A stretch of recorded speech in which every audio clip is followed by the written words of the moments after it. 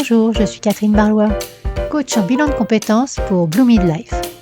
Après des années comme chef de projet dans la recherche clinique, je suis devenue coach et je vous accompagne pour trouver votre voie professionnelle dès maintenant. Bienvenue dans ce podcast où je partage avec vous, seul ou avec mes invités, des conseils, des expériences, du coaching dans la bonne humeur. Alors, on est parti pour l'épisode du jour. Bonjour à tous et bienvenue sur l'épisode numéro 113 du podcast Blue Mid Voice, où je reçois en interview Barbara Bouxière et ce sera la capsule numéro 2 sur le thème des parents solos. Mais avant de plonger dans l'épisode du jour, j'ai une question pour vous. Est-ce que vous vous sentez encore à votre place dans votre travail ? Si la réponse est pas vraiment, ou si vous avez cette impression de tourner en rond sans trop savoir ce que vous pourriez faire d'autre, si vous rêvez secrètement de tout envoyer balader pour vous sentir alignée, utile et heureuse d'aller bosser le matin, alors j'ai quelque chose pour vous. Je propose des bilans de compétences pas comme les autres et du coaching pro avec structure, profondeur, mais surtout dans la bonne humeur. Résultat, vous vous connaissez mieux, vous reprenez confiance en vous, vous retrouvez du sens et vous construisez un projet pro qui vous ressemble vraiment. Et si vous ne savez pas par où commencer, le plus simple, c'est d'en parler ensemble. Vous trouverez toutes les informations et un lien pour me contacter dans la description de ce podcast. Et maintenant, place à l'épisode du jour. Je vous souhaite une belle écoute. Dans cette seconde capsule, nous plongeons au cœur d'un enjeu fondamental, mais souvent sous-estimé, le retour à l'emploi des parents solos. Avec mon invitée, Barbara Bouxière, accompagnatrice socio-professionnelle chez Arelia, nous explorons les freins très concrets auxquels ces parents sont confrontés. Absence de mode de garde fiable, culpabilité de laisser les enfants pour travailler, santé fragilisée, isolement social, confiance en soi abîmée, et les métiers aux horaires incompatibles avec la vie de parents solos. Mais cette capsule, c'est aussi des solutions testées sur le terrain, une posture d'écoute et d'adaptation à chaque situation, surtout une conviction forte que le travail sur l'insertion ne peut fonctionner que si l'humain est au centre. Un épisode sans filtre, mais avec plein de pistes pour mieux accompagner en tant que professionnel, proche ou employeur les réalités de ces parents qui, malgré tout, avancent. Alors installez-vous confortablement et je vous souhaite une belle écoute. Et on est parti pour la deuxième capsule. Bonjour Barbara. Bonjour Catherine. Donc cette deuxième capsule, après la première qui est sortie il y a 15 jours maintenant, sur qu'est-ce qu'être parent solo en 2025 et puis surtout les défis qui se présentent à ces personnes isolées avec charge de famille. Donc tu nous as partagé que tu étais que tu travaillais au sein de l'association Arelia et donc là aujourd'hui on va parler de l'insertion professionnelle dans le cadre de la parentalité solo et tu me disais que tu avais des chiffres à partager. Donc si tu veux nous les partager en introduction. Alors, c'était plus sur le nombre que l'asso elle accueille et qu'elle héberge chaque année. Alors, au niveau du public accueilli, ils sont 4300 au sein de Mhm. l'association. En fait, je trouvais important. C'est des chiffres qu'on a eu à l'AG qui s'est tenu il y a 15 jours. Donc, 4300 personnes accompagnées sur Arelia. Et on est 193 salariés permanents D'accord. et 246 salariés en insertion. Voilà, Ok. je trouve important. Et 32 dispositifs sur l'association d'accompagnement. Voilà. Donc, c'est Oui, vrai que c'est une très grosse association. oui, oui, oui. Bah, rien que par le nombre de Mm, salariés permanents et puis pour tous les chiffres, en fait, tu dis 32 dispositifs. Waouh. mm, Euh, et donc tu disais 4300 personnes accompagnées. Oui, mm. c'est vraiment une grosse association. Et là, plus spécifiquement par rapport à l'insertion professionnelle, on parlait des défis dans la précédente capsule par rapport au lien de confiance qui était nécessaire de mettre en place avant de pouvoir parler santé, par exemple. Et par rapport à l'insertion professionnelle, en fait, quels sont les obstacles spécifiques pour les parents solos, en fait, dans leur parcours vers l'emploi? Alors, quand la personne arrive au premier rendez-vous, quand c'est des personnes qui nous sont orientées par le département, donc on va les recevoir dans le cadre du RSA.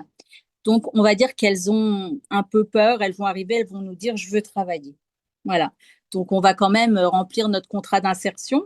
Et dans ce contrat d'insertion, moi, je vais étudier tous les axes, que ce soit la santé, la parentalité, le logement. Une fois qu'on a fait qu'on a creusé tous ces axes, on se rend compte que bah, l'emploi, pas tout de suite parce que ça va être difficile, parce que des fois, il n'y a pas de mode de garde, tout simplement, ou parce que c'est le voisin qui garde les enfants et on ne peut pas voilà, compter dessus 35 heures par semaine. Et puis la santé ne va pas permettre de reprendre bah, un travail dans l'entretien des locaux parce qu'on a mal au dos. Donc, il va falloir retravailler un projet. Ça va être, voilà, il va falloir aller un peu creuser tout ça pour trouver un projet de vie et un projet professionnel en adéquation avec justement cette vie familiale. Et puis, des fois, quand on nous dit je veux travailler, mais les gens, ils sont pas forcément prêts. On parle de personnes qui n'ont pas travaillé depuis 15 ans, et puis qui ont peur de retourner vers les autres. Déjà, venir à notre simple rendez-vous, elles sont totalement liquéfiées.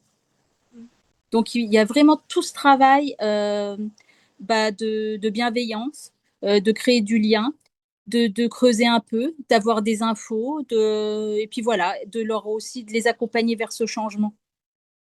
Donc, on va, avec ma collègue, quand on fait les entretiens comme ça, donc après, on se concerte et on se dit, tiens, il y a ça, ce serait bien qu'on fasse une action collective là-dessus, sur par exemple les modes de garde, parce que elle a entendu que les mamans, elles ont peur de la crèche, parce qu'elle a vu sur les sites de TikTok que bah, les enfants sont maltraités, donc elle veut pas en entendre parler.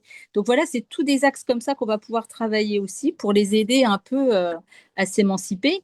On a aussi toute cette culpabilité d'aller travailler et de laisser les enfants. Parce que la pression sociétale, elle est immense sur les mamans solo. Elles essaient d'être parfaites, de gérer tout. Mais c'est vrai qu'elles pensent qu'en allant travailler, eh ben, elles ne pourront pas tout faire. Donc, on va les amener à prioriser. Déjà, venir à nos ateliers, ça va déjà être une première démarche. Déposer l'enfant à l'école, venir à l'atelier la matinée, c'est parfois compliqué. Des fois, elles viennent pas tout de suite, ou elles viennent une fois, puis après elles espacent. Donc voilà, c'est tout ce travail-là qui, au final, va pouvoir nous aider à travailler l'emploi. Sur les modes de garde, c'est un défi aussi parce que c'est quand même assez compliqué. Les places en crèche, c'est compliqué. Il n'y a pas énormément de places. Ça peut durer longtemps. Si la formation, admettons, elle est en septembre et la maman, elle n'a pas demandé de place, on est au mois de juillet, ça va être compliqué d'avoir une place pour septembre. Voilà. Donc on a ça, on a aussi, alors là en septembre 2025, le complément du mode de garde va être augmenté jusqu'à l'âge de 12 ans. Avant, il s'arrêtait à 6 ans. Donc un enfant de D'accord. 6 ans va se garder. Donc là, pour les familles monoparentales, 12 ans, c'est déjà une avancée. Voilà, ça peut nous aider aussi. Euh, Qu'est-ce qu'on avait d'autre sur l'emploi, elles vont aller vers du mi-temps parce que Mhm. temps plein, bah, c'est compliqué avec les enfants qui sortent de l'école. Il faut pas, voilà, il faut pas non plus que la nourrice coûte trop cher. Il faut pas il faut aussi qu'elles arrivent à concilier la vie professionnelle et la vie perso. Quand elles rentrent, elles sont fatiguées. Il y a tout à gérer à la maison. Il y a personne qui va les seconder. Donc, elles vont commencer par du 20 heures, qui peut être aussi des fois compliqué, parce que ça peut être dans la restauration avec des horaires atypiques. Et là, la garderie, c'est 7 heures. Alors, c'est pas tout, hein. L'école, ça peut être 7h30, 18 heures le soir. La restauration, c'est 20 heures, 22 heures, minuit. Donc, c'est vrai que c'est compliqué. Donc, il y en a qui nous disent, bah, je veux travailler de nuit. Bah oui, mais le jour, il faut quand même assurer. Donc, voilà, ça, c'est tout ce qu'on va pouvoir travailler avec elle en disant ce qui est réalisable, ce qui ne l'est pas. Et si elles l'entendent pas, on va pouvoir faire des stages. Donc, on fait des périodes d'immersion. On a des partenaires sur l'emploi qui vont jouer le jeu de la PMSMP. On appelle ça la période de mise en situation professionnelle. Et puis, elles vont y aller 15 jours. Donc, soit ça va bien se passer, elles ont trouvé le mode de garde, soit elles vont revenir en me disant, bah ouais, finalement, c'était compliqué, on va attendre encore un peu. Elles attendent aussi que les derniers aillent à l'école. Quand ils sont scolarisés, c'est quand même beaucoup plus facile. On a aussi, oui, donc alors contrat précaire, beaucoup de métiers d'entretien des locaux. S'il n'y a pas d'études, c'est compliqué. Alors il y en a qui vont aller en formation, ça peut être bien aussi, mais il faut encore vouloir reprendre des études, plus ou moins longues. Voilà, c'est ce que je pourrais dire. Ou j'ai encore là le cas de mamans qui vont faire 5 heures de ménage par semaine pour sortir un peu et avoir un peu un complément de revenu qu'elles vont Mhm. cumuler avec leur RSA. Voilà, beaucoup d'auxiliaires de vie parce que aux horaires d'école, des employeurs qui vont être sympas et qui vont adapter aux horaires d'école parce que tous ne le font pas, tous ne donnent pas le mercredi. Voilà. Et par rapport à ce dispositif dans lequel tu interviens, je crois qu'on n'en a pas parlé dans la première capsule. C'est un dispositif qui accompagne ces familles sur quel volume horaire? Il y a une notion Euh, de... Ça va être 2 rendez-vous par mois à peu près, D'accord, plus les ateliers collectifs. ok. C'est de l'accompagnement renforcé. Et c'est sur une certaine durée ou c'est jusqu'à ce que Ouais. la personne, en fait, oui. Mais on n'est pas contraint encore dans la durée. Mais après, voilà, c'est un ami qui était donné pour 2 ans. Donc, on ne sait pas en 2027, 26, voilà. Donc, là, déjà, on prend notre temps. En fait, nous, on les bouscule pas. On va pas leur dire dans 2 mois, il faut partir. Hein, on va essayer de travailler tranquillement. Si on Mhm. voit que ça n'avance pas, à un moment, on va dire, bon, il faut quand même qu'on avance un peu. Mais on n'a encore pas 2 mois, 3 mois. On n'a pas toute cette contrainte. Tous les 6 mois, on refait notre contrat d'insertion. Donc, ça nous permet de remettre des objectifs, de voir ce qui a été travaillé, ce qui n'a pas été travaillé et pourquoi ça n'a pas été fait, pourquoi c'était dur. Donc, voilà, on refait vraiment le point régulièrement et on essaye, même s'il n'y a pas de temporalité pour l'instant, on essaye quand même voilà, de travailler. Si ça n'avance pas, c'est qu'il y a autre chose et peut-être que le dispo n'est pas fait pour eux, peut-être que c'est trop tôt, peut-être qu'il faut les réorienter vers autre chose. Voilà, il y a plein de raisons quand ça bloque. Oui, oui. Et j'entends en fait que quand tu interviens avec eux, en fait, il y a une notion de cadre, il y a une notion de prise en compte aussi de la partie personnelle en parallèle de la partie professionnelle. Le, le, le fait que vous mettiez en place aussi des immersions, je trouve ça super. Voilà, pour toutes les personnes qui nous écoutent, l'immersion, c'est vraiment un dispositif hyper souple en Mm, plus pour tester un métier, pour voir une structure, pour se rendre compte de bah, si ça nous convient ou pas. Et puis c'est sur mm, des délais, enfin, je veux dire, t'es pas obligé de faire 15 jours, tu peux faire que 2, 3 jours. C'est vraiment en fonction de la structure qui va t'accompagner, donc enfin qui va t'accompagner et t'accueillir surtout. Euh, donc euh, donc non non, je trouve ça vraiment bien. C'est vrai que le terme PMSMP peut dire encore un acronyme, mais immersion, voilà, ça parle à tout le monde. Donc oui, oui, oui. Et tu nous disais en fait que par rapport aux immersions qui étaient proposées dans le cadre du dispositif, il y avait certains employeurs en fait qui jouaient le jeu. Si on prend un tout petit peu si on élargit un peu la vue, les employeurs, de manière générale, est-ce qu'ils sont sensibilisés à ces réalités? Parce que tu disais par exemple pour les auxiliaires de vie, tous les employeurs ne jouaient pas forcément le jeu Alors, d'adapter pour les les... filières de vie, les assos avec lesquels je travaille, ça va là-dessus. On est quand même. Moi, je le mets dans ma petite note. Je dis voilà, madame recherche un emploi aux horaires d'école, je tente. Hein. Et puis, comme c'est des métiers en tension et qui cherchent beaucoup de monde, ils n'ont pas forcément le choix. Donc, des fois, alors, ils ont besoin certainement de Mhm. personnes qui commencent à 7 heures et qui terminent à 22 heures et qui travaillent les week-ends. Mais ils jouent le jeu parce qu'ils ont besoin. C'est des métiers en tension. Donc là, on va pouvoir trouver un petit peu. Le plus dur, ça va être la restauration. Ça, c'est quand même des horaires atypiques où c'est vraiment, ils ont besoin des services. Donc on peut pas, c'est compliqué. Par contre, si la dame, elle a un projet en restauration, on va parler de la restauration collective. On va essayer de Mhm. voir dans les écoles. On a aussi les chantiers d'insertion avec de la restauration aussi. Voilà, il y a toujours, on peut toujours adapter, il y a toujours des solutions. Je pensais aussi les freins qu'on peut avoir aussi sur la reprise d'un emploi, c'est les rendez-vous. Quand elles ont des enfants avec des handicaps, et on a beaucoup de mamans avec des enfants avec beaucoup de troubles à spectre autistique, des troubles 10, puis des multitudes de rendez-vous chez le psy, chez l'orthophoniste.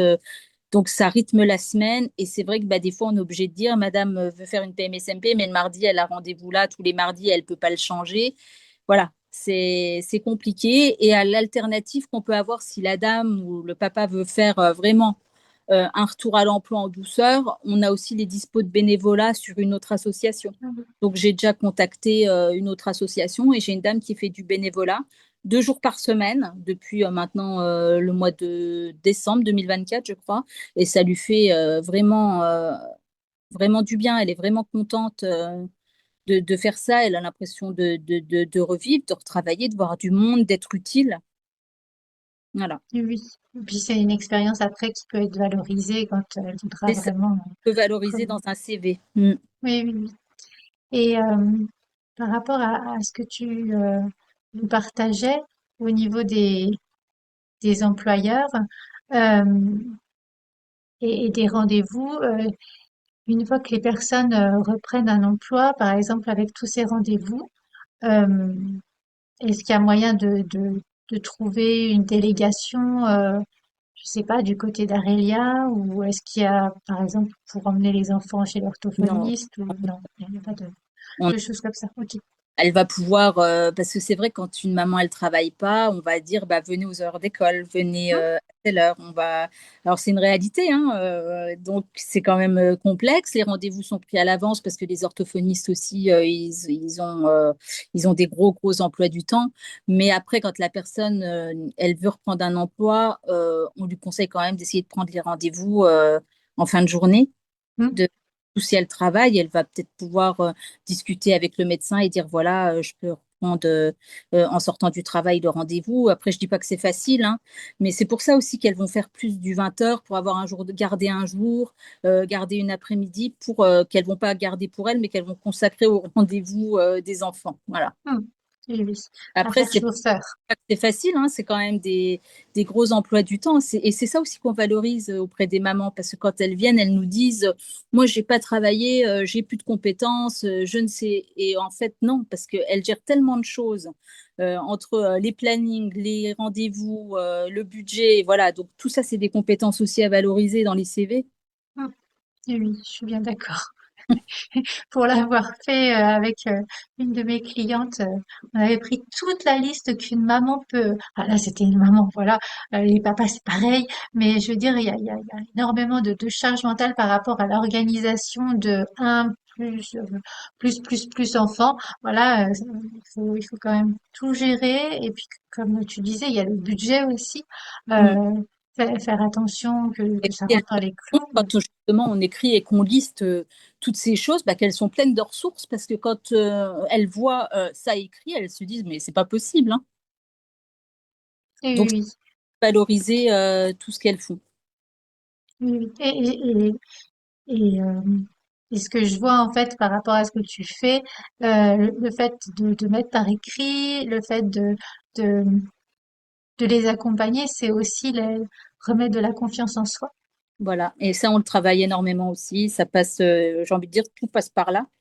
Parce que quand ça repasse aussi par la reconstruction, s'il n'y a pas de confiance en soi, ça n'accrochera pas. Ça ira, on peut dire, allez, je vais retravailler, mais si la confiance, voilà, c'est endommagé, et ben, la personne, elle va pas tenir. Dans le temps, le moindre truc va la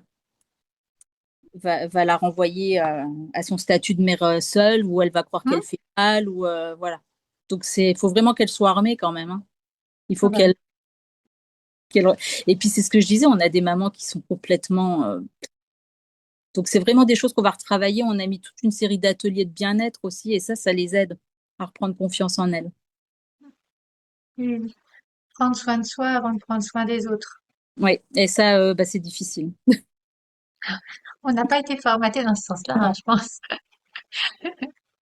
Donc, et j'avais juste une dernière question par rapport à notre capsule du jour.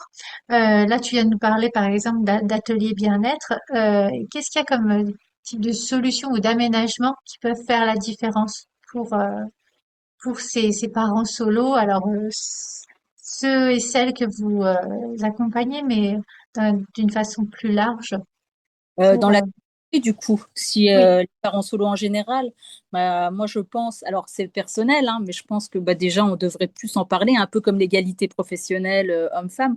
Je pense que les parents solo devraient quand même avoir un statut, des horaires aménagés, on devrait les aider. Ils peuvent, à un moment, je pense que la société doit comprendre qu'elles ont la charge du foyer toutes seules et que c'est compliqué pour elles de faire ce que d'autres peuvent faire parce qu'il y a l'autre parent qui va aller chercher les enfants à l'école ou qui va préparer le repas.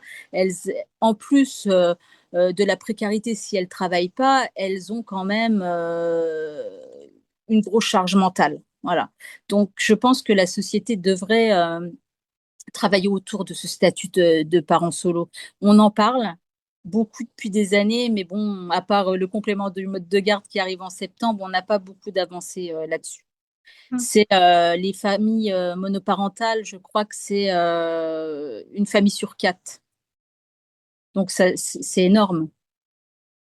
Avec, alors là, je dirais pas de chiffres, mais beaucoup de parents solos sous le seuil de pauvreté.